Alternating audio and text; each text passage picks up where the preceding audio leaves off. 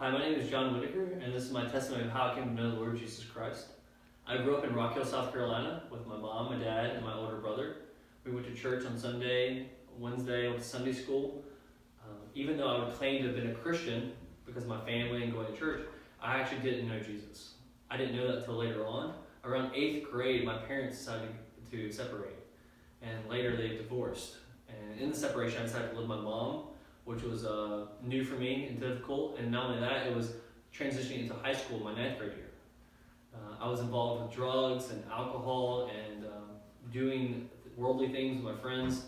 And later, though, I got invited to a parachurch ministry called Young Life.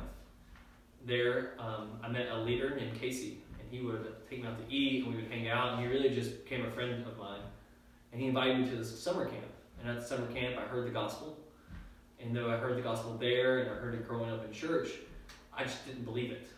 Even though I claimed I knew God, claimed to have been a Christian, looking back, I didn't know who God was. I didn't have a relationship with Him.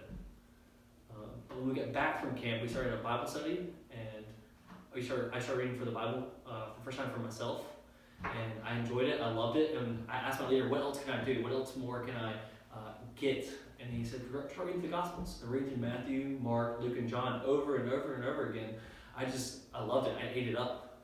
And then one night in my bed, reading through Matthew, I came across a passage where Jesus had just realized that John the Baptist had died, and his disciples just came back to him, and he wanted to get away to rest with them. But instead of resting, he healed the whole entire town because he said he had compassion on them because they were like sheep without a shepherd. And there, I realized I was nothing like Jesus. He was compassionate, loving. He cared more about others than himself. And even though I claimed to follow him and be like him, I really wasn't. That's where I felt my conviction of sin for the first time. That's where I asked Jesus to be my Savior. I put my faith into him and not in myself. There my life changed.